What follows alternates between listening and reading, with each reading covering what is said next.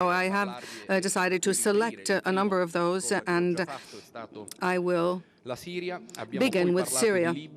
We then spoke about Libya, and we reached a full consensus on the need to convey a message, one single message to all the parties. We cannot have a military solution. We have to be more active in Libya to make sure that the vacuum of the international community is filled by, isn't filled by others. The G7 partners have acknowledged the Italian commitment, the great effort, and Italian leadership with regard to this dossier. We also talked about terrorism, and we underscored the fact that our response cannot simply be military. We need to work on prevention, on information exchange, and we need to focus especially on the threats coming from the net, in particular with regard to recruitment, which we know happens over the web. On the Ukraine crisis, the G7 countries have acknowledged the complexity of this matter, and unfortunately the fact that the Minsk agreements are at a stalemate. There's a deadlock, and at the same time, there has been significant cohesion among G7 countries with regard to our shared values, territorial integrity of Ukraine being the first. I wish to thank all those who've contributed to this common effort. And I repeat, we reflect this in our final declaration and in the two additional declarations. So this is the result of our work, not only from a political perspective, but also organizationally. I would say that the result has been exceptional.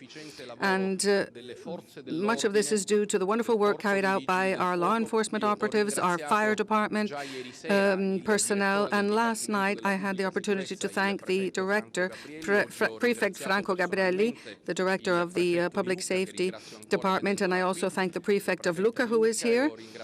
Thank you, madam. And I also thanked the police commissioner of Lucca and all the representatives of law enforcement. And we know that yesterday there were some disorders outside of the city, and there were six people injured, and clearly this was due to our event, but we must also point out that it has all been successful thanks to the wonderful work carried out by law enforcement.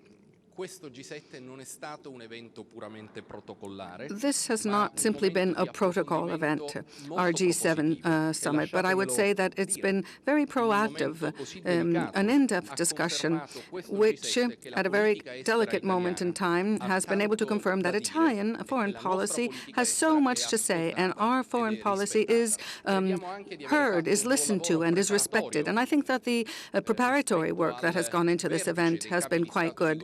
In fact, next month in TAORMINA, we will have the summit of the heads of state and government, and there's always something when you're preparing for the final G7 of heads and state and government. I mean, there's always something that you must complete.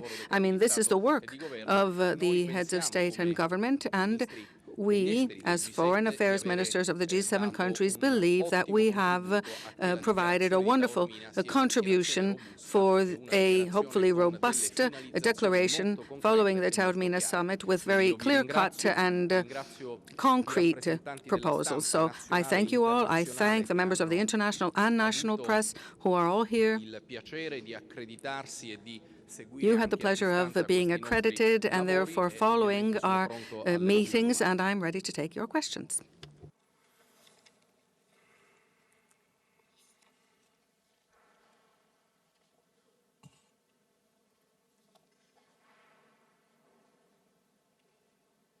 Ministro, Paolo Valentino del Corriere della Sera. Paolo Valentino from Corriere della Sera, Minister. I was wondering, What is the position that was taken within the G7 of the U.S. Secretary of State, Mr. Tillerson, in connection with Assad's future? In other words, the U.S. administration has provided some conflicting positions, maybe not conflicting, but different positions. So I'm wondering if you might say something about this. E se ovviamente esiste una posizione, visto che esistono sfumature di toni diverse, since we have different nuances, of course, is there a G7 position in connection with Assad's future that Mr. Tillerson will illustrate in his travel to Moscow? Thank you very much for your question. Well, you have been a journalist for quite some time, so you know that that position will be reflected in the final statement, and I cannot say in advance what the U.S. Secretary of State will be saying in Moscow. But there is something in the final declaration which shows our philosophy, the philosophy underlying our political and organizational effort. We've invited our Turkish colleague and our colleague from the Gulf states and Arab states as well. So what is our philosophy? There is not a purely military solution for the Syrian conflict. We're all engaged in order to have a political solution which can have two pillars, a new Syrian constitution and a political process which can result in elections in Syria which will enable the Syrian people to decide on the fate of their great country of Syria. So this is all within a framework. And that is the framework that we, as G7 countries and as like-minded countries, because we are the ones who met this morning, this is the framework that we recognize, and we think that Russia can play an important role therein. It is a role which can be played also as a result of the negotiating dynamic. I'm convinced, because I promoted the meeting this morning, I encouraged it, I'm convinced that the U.S. Secretary of State will be able to go to Moscow, and he will be able to convey the voice and the words of a very broad spectrum of countries. Let me tie in with what was just said. There is a fear. Oh, could you state your name, please, first?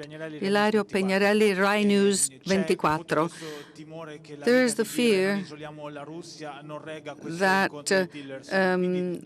when you say we won't isolate Russia, it cannot really be upheld by Tillerson.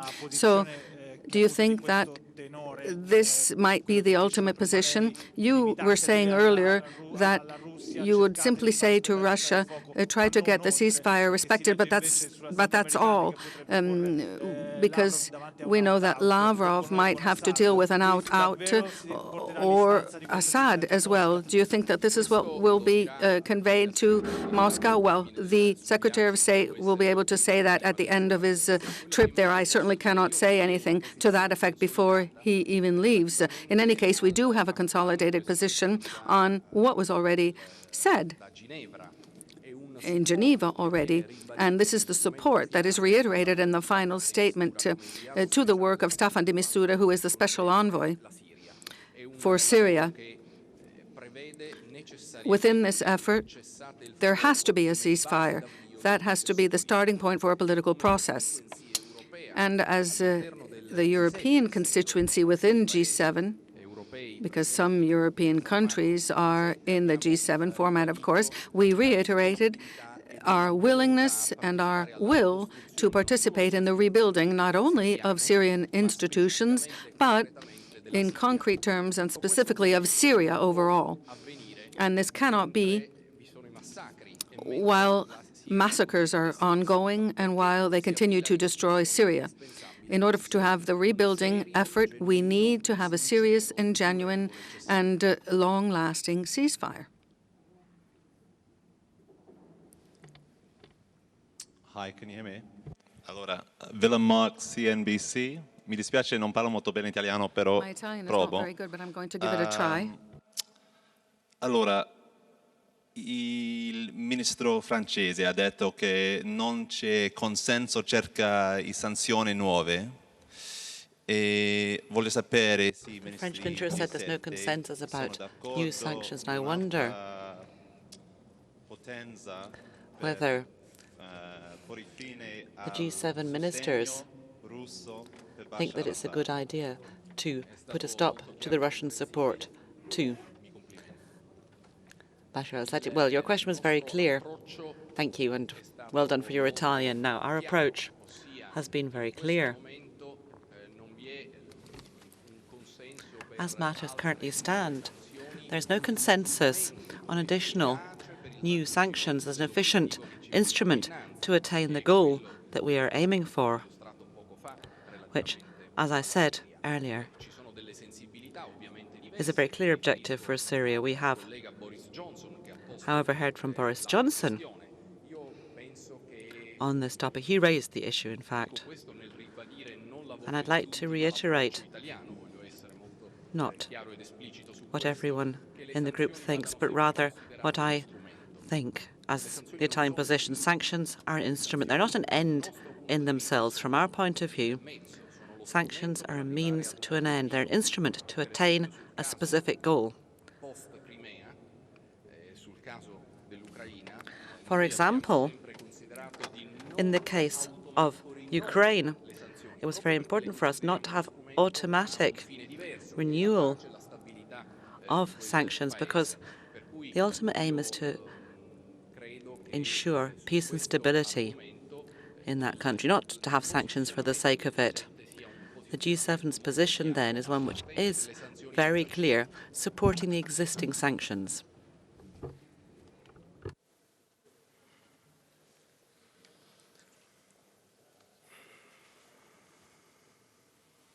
Amy Kellogg from Fox News. I was actually going to ask the question that my CNBC colleague did, so I'm going to ask something different. The new administration in the United States has said that it wants to try to restart relations with Russia, and Secretary of State Tillerson's trip is going to be really the first test of whether or not there can be an effective dialogue. He does not have a diplomatic background at all, and yet some people who are positive about him think maybe his fresh and more transactional approach could actually be effective in a place like Russia. What is your take on how this might all go? Thank you. Thank you very much. I think that your question is very pertinent. We stressed the fact that it would be wrong at this point in time to create conditions of isolation of Russia. In other words, we think it would be wrong, and this is the approach of the G7, it would be wrong to consider Russia as a country that we have to try and put into a corner. Instead, from the political point of view, from the point of view of the peace perspective, and also from the point of view of negotiations, from our point of view, that is to say, it is more efficient to have negotiable relations which will allow an involvement of Russia more actively in the ceasefire, in the peace process, in the construction of a destiny of peace, serenity, and development for a new Syria. All of this cannot take place in just one G7 in 2 days, because we don't live in a world where G7 decides all alone. We live in a system of relations which are geopolitical and cover the whole world, where we have interlocutors. What I want to stress from the negotiation point of view is that the trip of Secretary of State Tillerson in Moscow can be nourished by two great points of force. The first is a strong support of the G7 countries who have found on this subject, and I want to stress this because it is a point of political success, they have found a common position. And the other element which makes the Secretary of State even stronger is the fact that following the meeting which we had this morning with like-minded countries,